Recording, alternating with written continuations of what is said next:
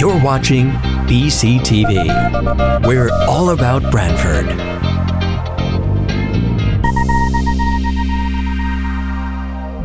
You're watching BCTV, Branford Government Television, a service of Branford Community Television. This program is brought to you in part through the support of the town of Branford.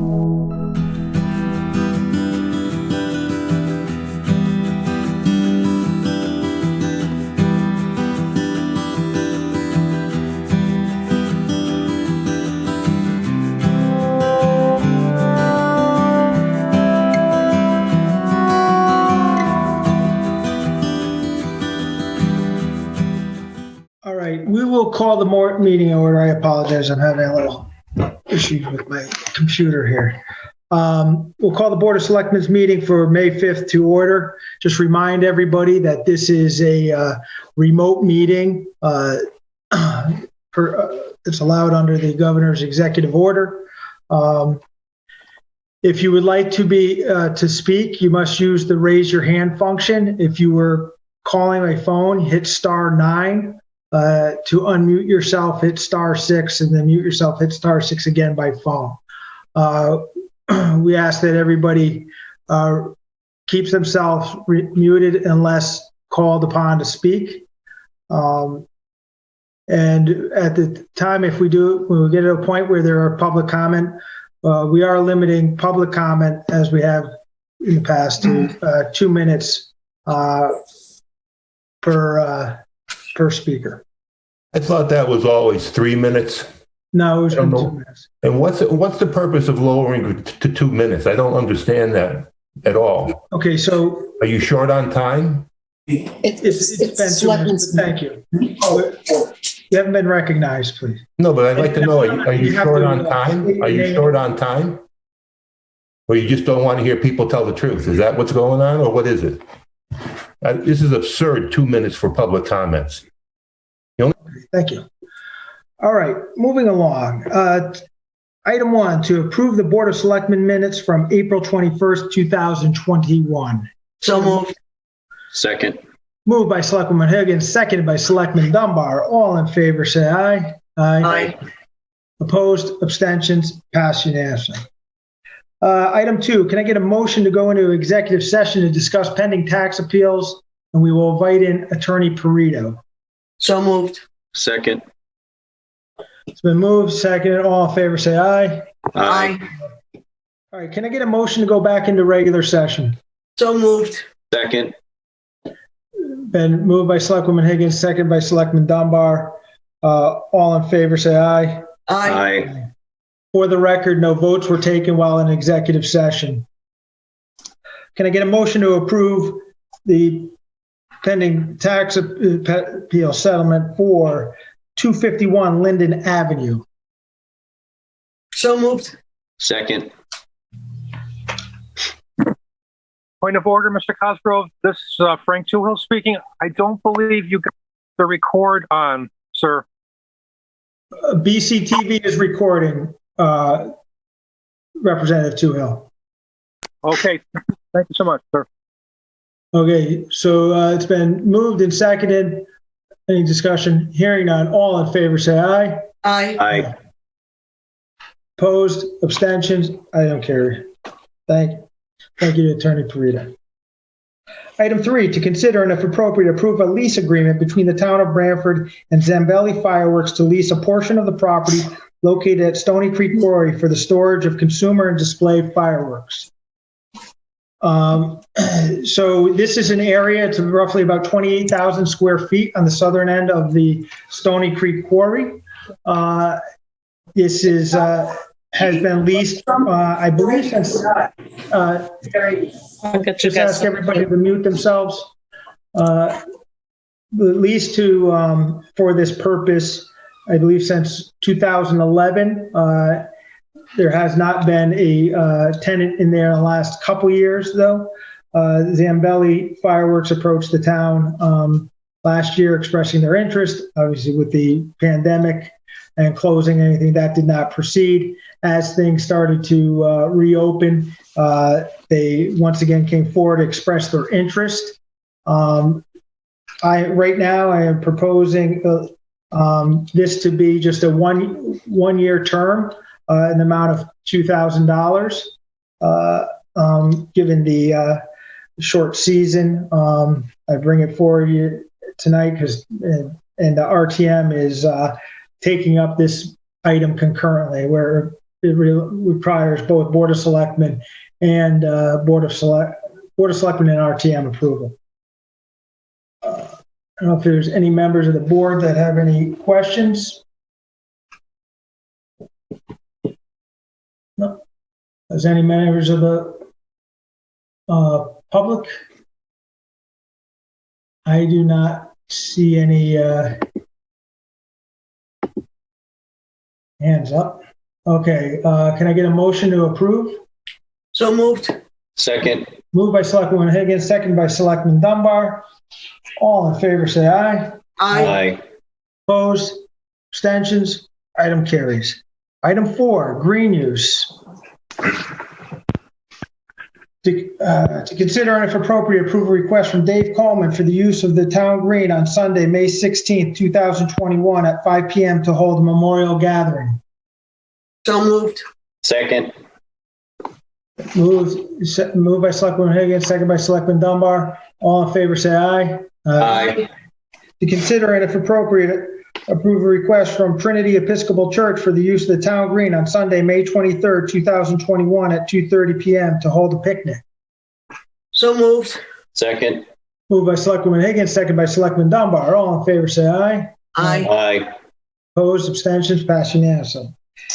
To consider and if appropriate, approve a request from the Branford Garden Club for the use of the town green from October 15th, 2021 through November 2nd, 2021 for the placement of the scarecrow displays. So moved. Second. Moved by Selectwoman Higgins, second by Selectman Dunbar. All in favor, say aye. Aye. Aye. Opposed, abstentions, passed unanimously. Item 5, to consider and if appropriate, appoint James Finch, Finance Director, as the liaison to handle all Neighborhood Assistance Act matters. I'll make a motion to approve. Second. Moved by Selectman Dunbar, seconded by Selectwoman Higgins. Any discussion? Hearing none, all in favor, say aye. Aye. Passed unanimously. Reappointments, Center Revitalization Review Board, John Herzan and Tony Terry, terms to expire March 31st, 2024. So moved. Second. Moved by Selectwoman Higgins, second by Selectman Dunbar. Any discussion? Hearing none, all in favor, say aye. Aye. Opposed? Abstentions? Item passed unanimously.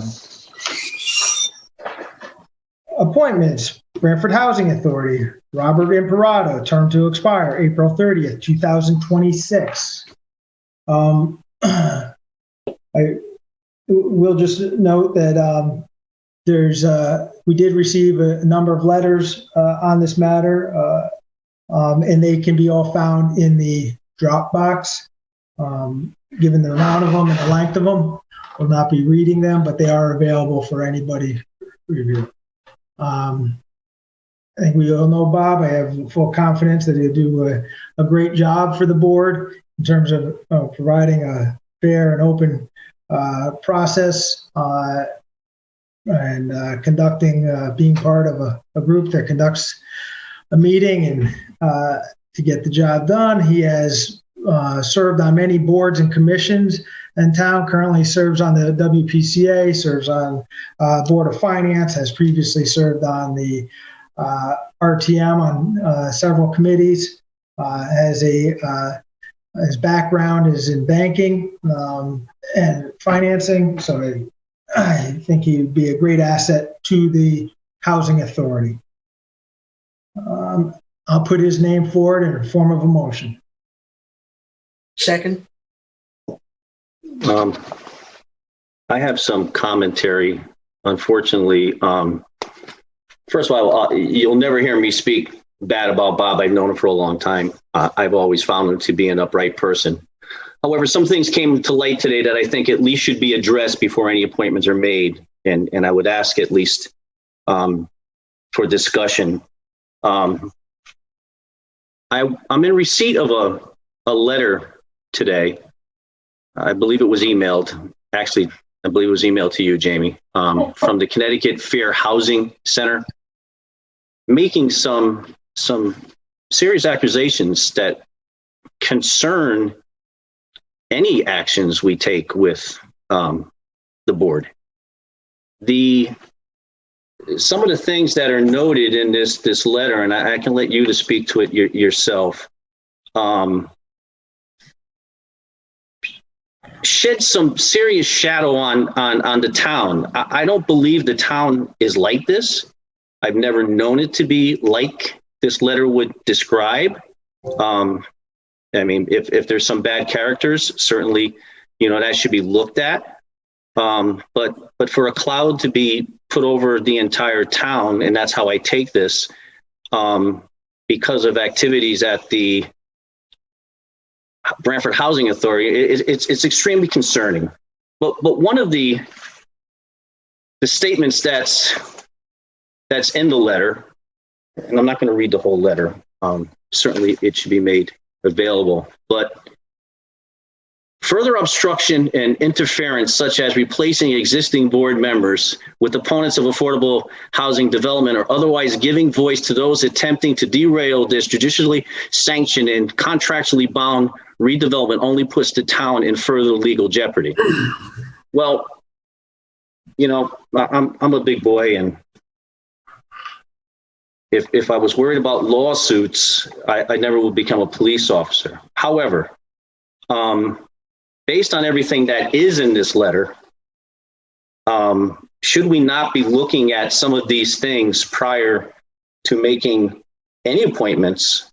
Because there's a lot of accusations, and they refer to code words commonly understood. So someone's put a lot of thought when they put this pen to paper.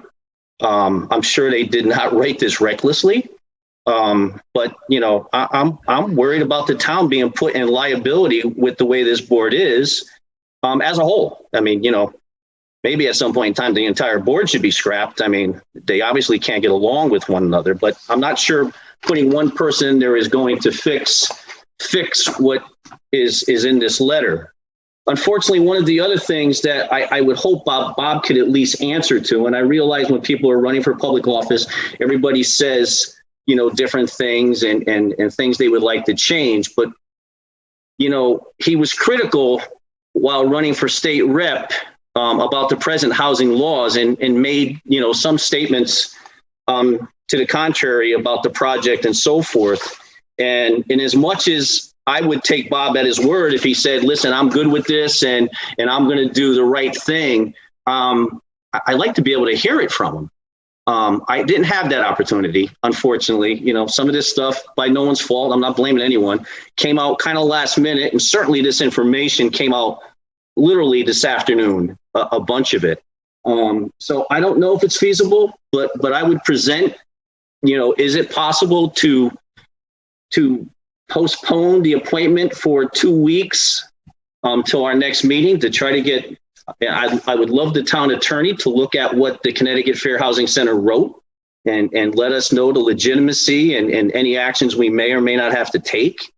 And I'd like to have Bob, at least answer to some of the statements he made, because, are we now putting ourselves in a position of a lawsuit because, it can be construed that this board's putting someone in there that already made some commentary about, the housing authority. So I put that forward for discussion and realizing I'm the minority on the board, but I think it's important that we discuss this.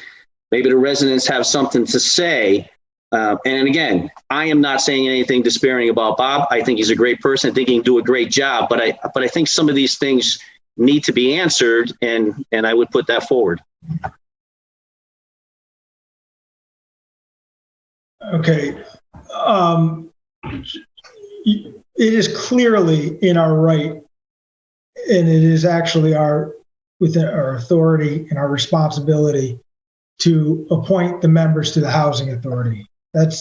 We are the appointing body. It's granted by, I'm aware of the letter that you reference. But that, I think, should play no bearing on us fulfilling our obligation. A term has expired. It is the right of this board to appoint members to it. You know, I think you stated that you have confidence in Mr. Imperato. He's a stand-up guy. I think we have given the and again, this is something that the board has been weighing in on for a while, as far as the need for the board, the members in particular, to conduct a meeting, a productive meeting, open and transparent, with civility. And I think we all have confidence. I mean, I know I do, and I think from the words that you stated, we have confidence that Mr. Imperato can would fulfill that goal that we would like to see.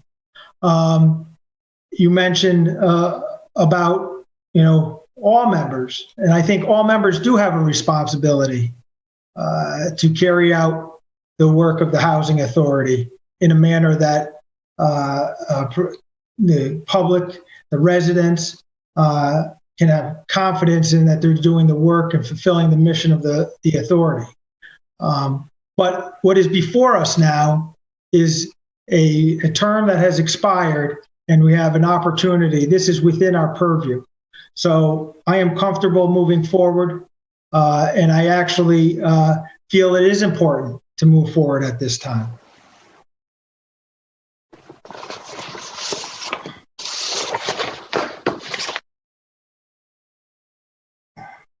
Any other discussion?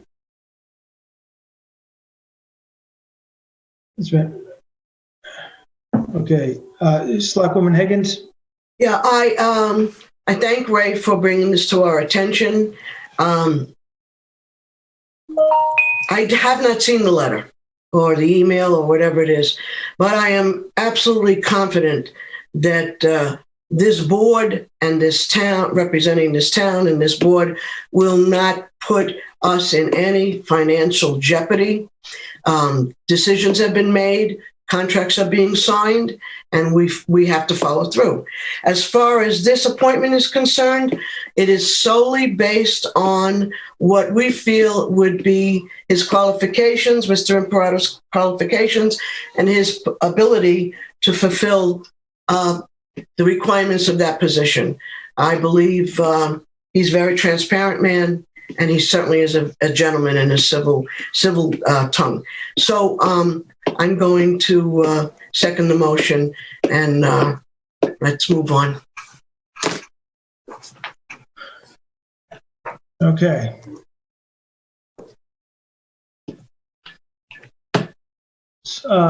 Mr. Cook? Yeah, just quickly, I think that the one thing that's missing in this board more than anything else is stability. And I think that... My phone in there, Benj? I'm sorry?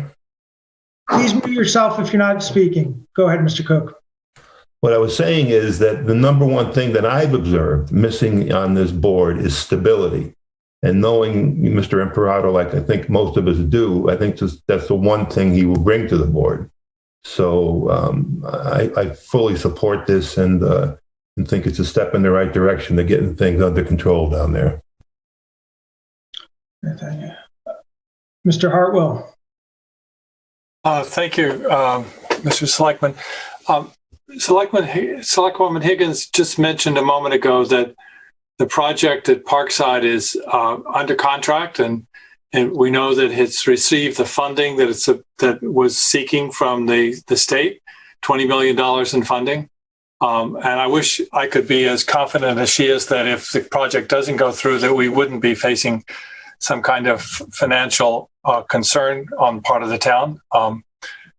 My question, sir, is to you both. Given that you're intending to replace the current member with Mr. Imperato, are you also at the same time committed to making sure that this project goes forward as has been contracted and approved by the state and supported in 2 different lawsuits.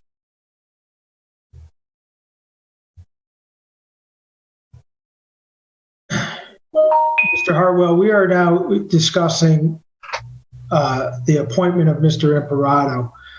We have been very clear that the authority is a separate entity and has their own authority in this matter. This is not, the Board of Selectmen is limited to making appointments.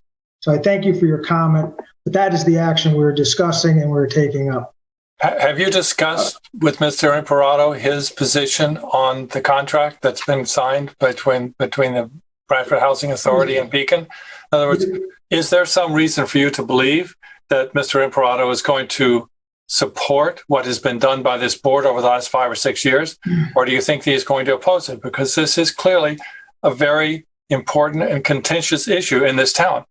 And yes, you can only make the appointment, but do you have some understanding of where this appointment will lead us?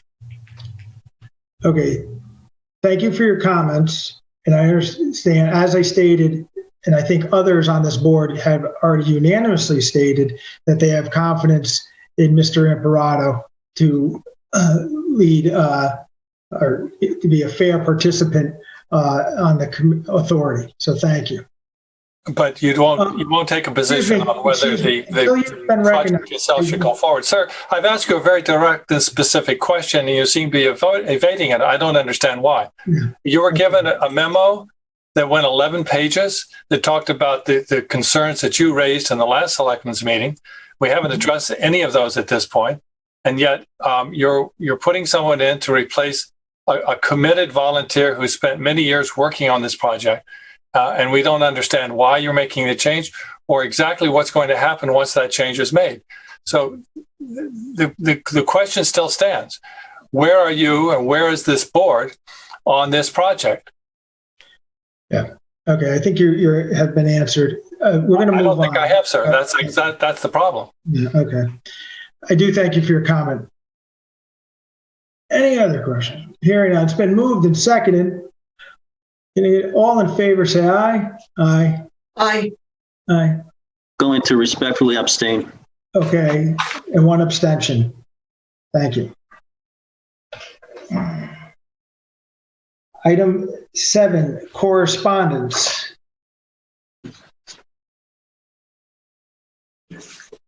And under correspondence, as I did mention, there are several letters regarding that issue that we just discussed within the on the Dropbox for review. I will actually read one letter that did come in pertaining to our discussion on the Housing Authority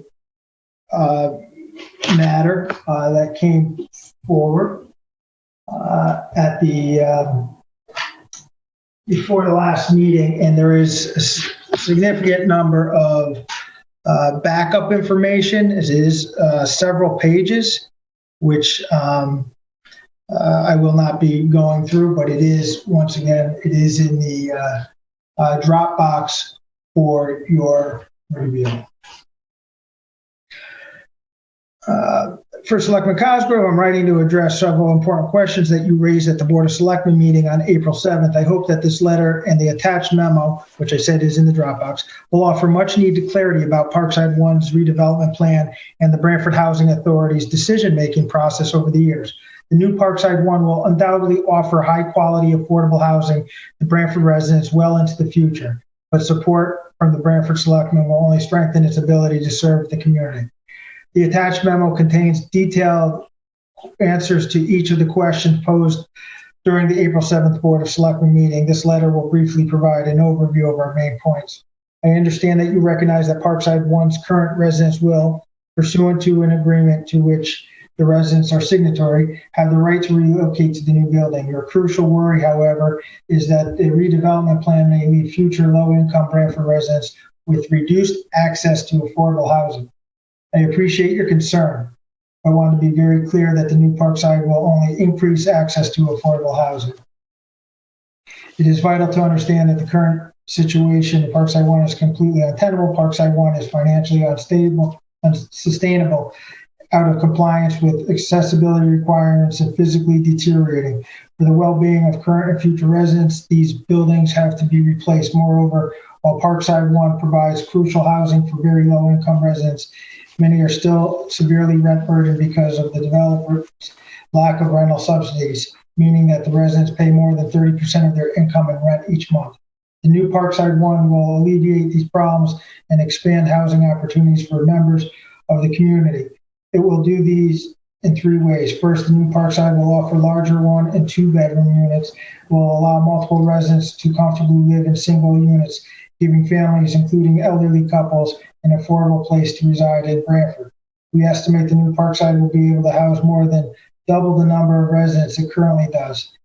Secondly, project-based vouchers will subsidize 40 units at the new Parkside, capping rents for very low income residents at 30% of income. Third, the new Parkside will provide supportive services, including counseling and case management for residents of 14 units. These 14 units will house and provide services to people with historic and chronic homelessness and those on the cusp of homelessness.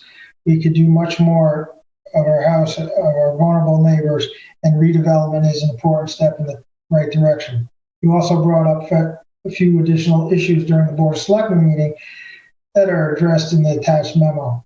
First, the memo clarifies Parkside 1 will remain an important source of elderly housing for individuals from Branford. Second, it explains that though the redevelopment will provide housing opportunities to people outside the community, it will not reduce housing choices for Branford residents.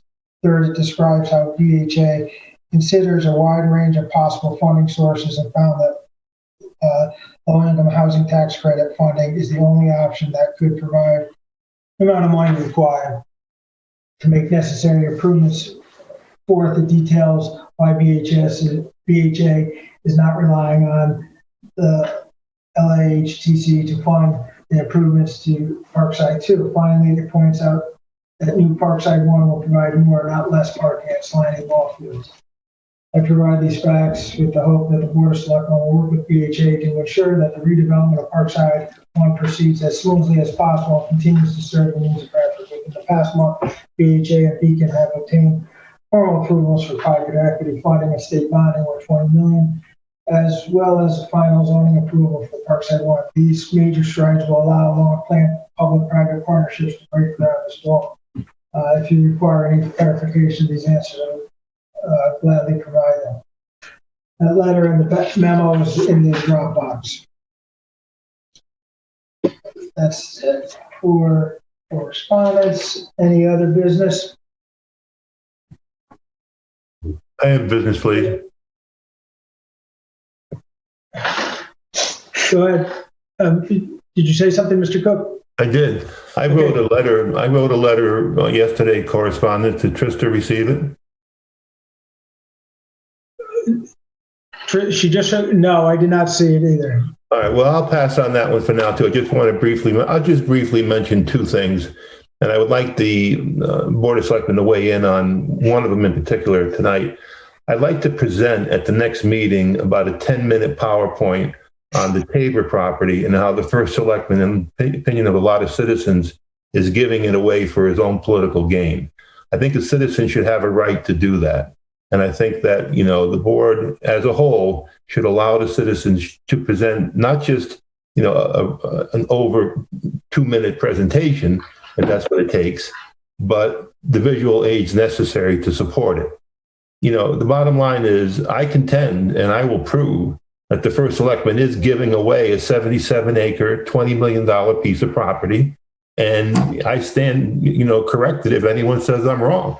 But I think I have a right as a citizen to bring that to not just the Board of Selectmen, but to anybody, certainly the RTM too, and to do that. So can I have permission from, probably the first selectman's not going to go along with it because he's not wanting the truth to come out, but can I have the other 2 selectmen weigh in on that request? I'm hoping that whatever is presented is new, and I'm sure if you say it is. But based on some of the past meetings that have been held in town without allowing anybody to speak, I would suggest that we do it.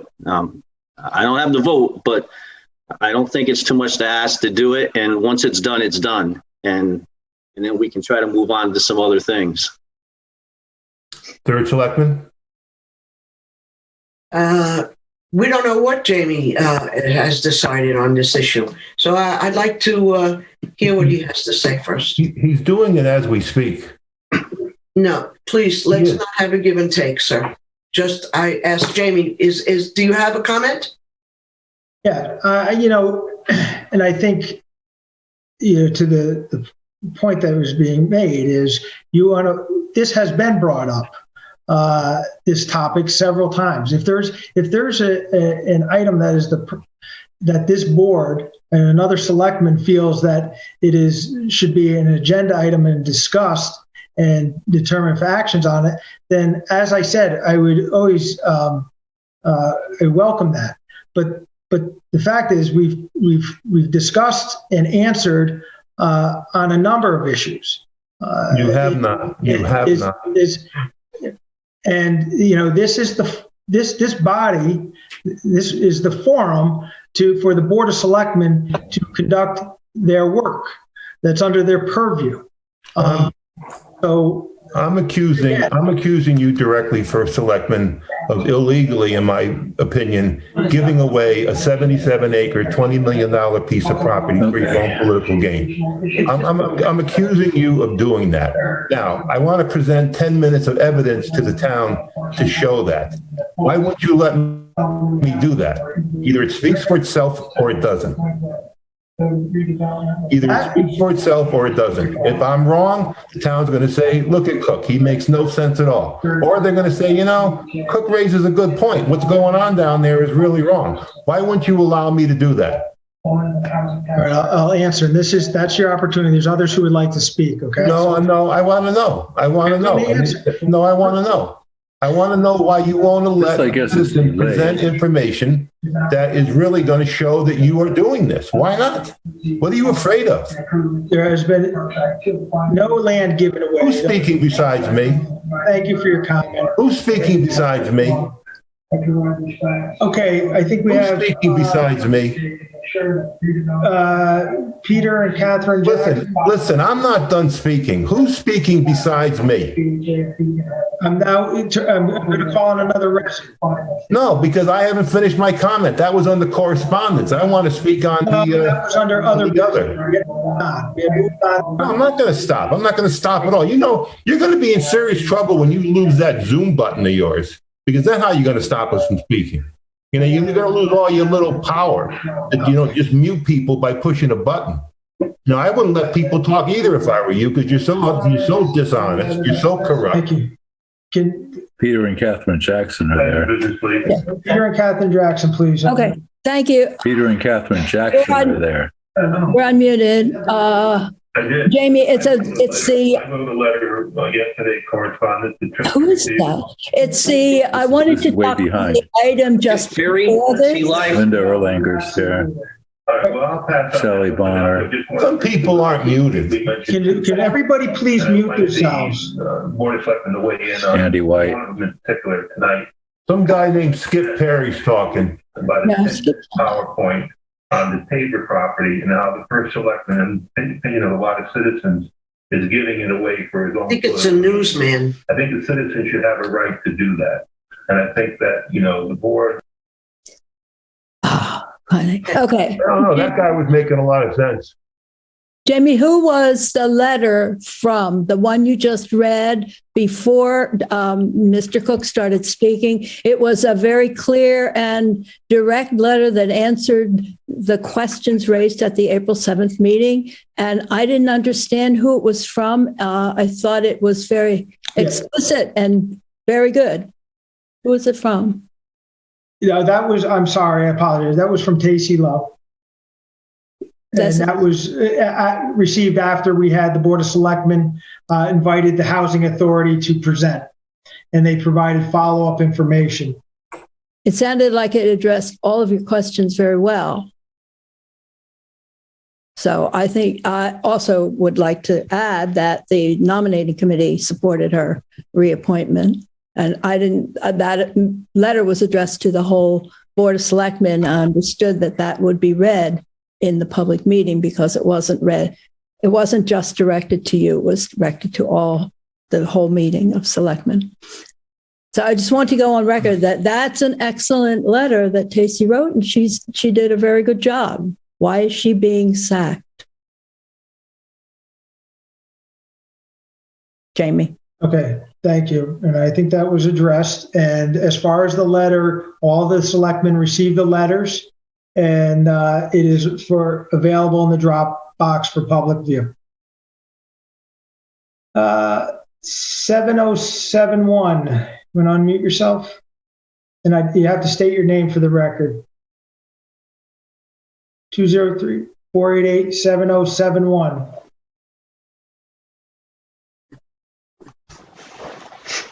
Oh, Wayland, Jamie. I'm sorry I missed a lot of the letter, but because there was so much background noise. But is this meaning you're not taking senior housing away from us?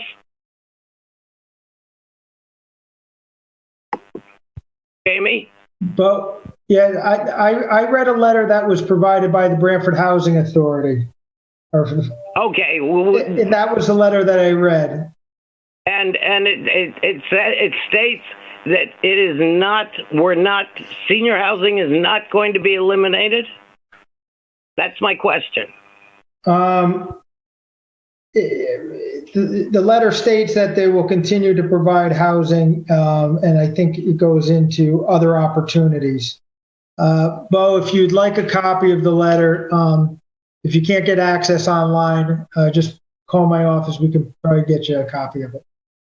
Okay, thank you, Jamie. All right. That's all I had to ask. All right, have a good night. Thank you. All right. Seeing no other. I'd like to make one last comment, please. It's really just an announcement to the community that because the first selectman will not let me present certain things at the Board of Selectmen meetings, that those programs will be seen on BCTV on a regular basis. The title of, I haven't thought of the title of the programming yet, maybe something like what the first selectman doesn't want you to know. I don't know. If anyone has any ideas, let me know. But, that's generally it. I think it's a real shame when a citizen brings information to the Board of Selectmen meetings and they're prevented time and time again from presenting it solely because the first selectman knows that it's going to make him look as dishonest as he really is. So where does the citizen go? Well, this citizen's going to go to BCTV, as I have already, and I'll continue to go because this is very, very, very bad government. Very bad government. This is like third world government. And shame on you, Jamie. Shame on you. All right, thanks for your comment. Representative Everson. Thank you, Mr. First Selectman. I would just like to say that I tried to access the documents that you state are in Dropbox. I'm unable to view those.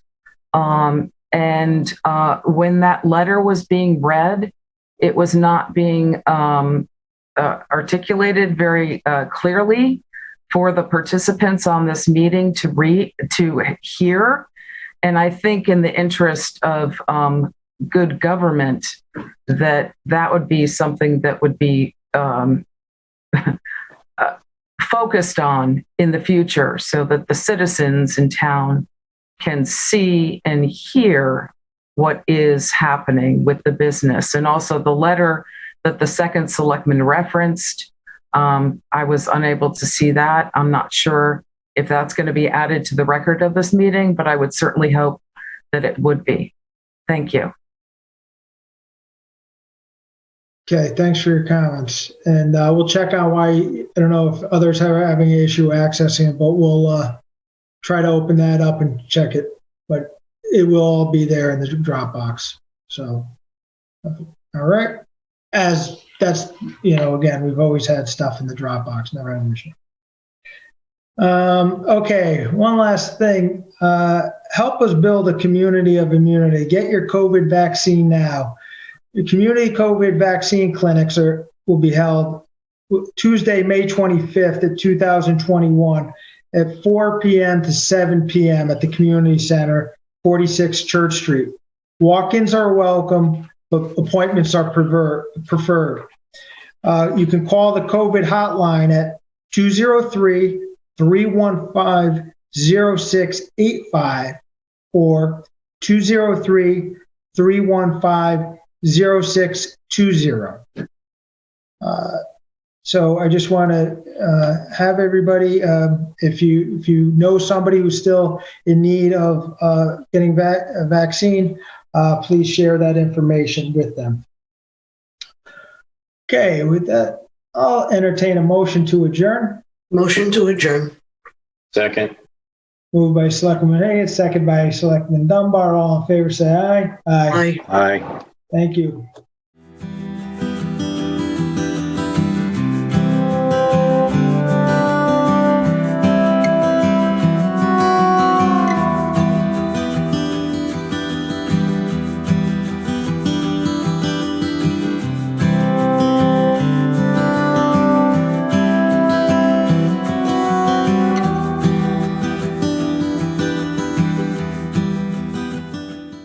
This program was brought to you in part through the support of the Town of Branford. Watch town meetings and other videos on demand at BranfordTV.org.